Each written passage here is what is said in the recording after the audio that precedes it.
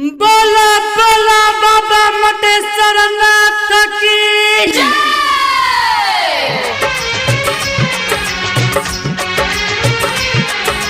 हे हो भैया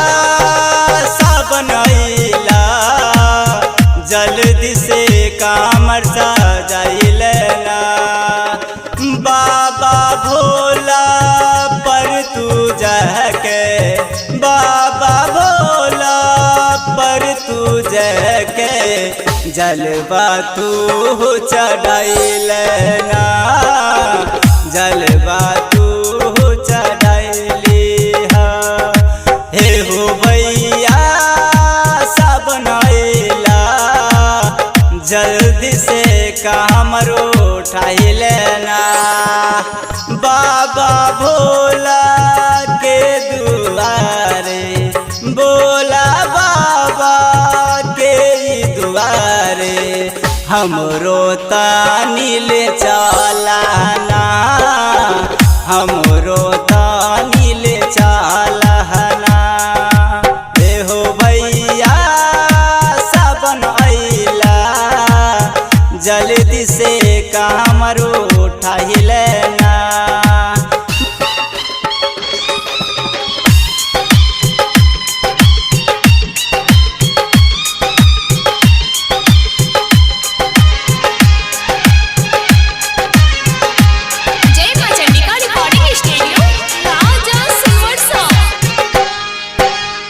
ओ भैया सुल्तानगंज से तू जाल भरा हो जल्दी जाए के तमुई तैयारी करा साइकिल ले चा हमरा ही छान मोटरसाइकिल केना के हम जइबाई ही भोला के दुआरे बाबा पर जल चढ़ा के हो जाई सुखी धान हो बाबा भोला के दर पर जलवा जल्दी चढ़ालाना बाबा भोला के दर पर जलवा जल्दी चढ़ालाना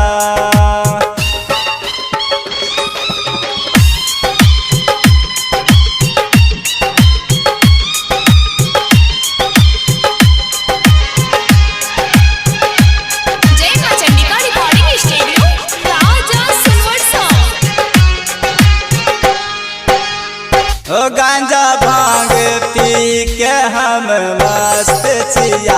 तब तोरा दुआर हम आइल छिया मस्ती में हम ले बाबा जल ये चढ़ाए देव तू सुखी मन से हमर दयाल बाबा के दर्शन से भर जाई हमरो घर हो बाबा भोला के दर पे जल्दी तू चलाना बाबा भोला के दर पे जल्दी तू चला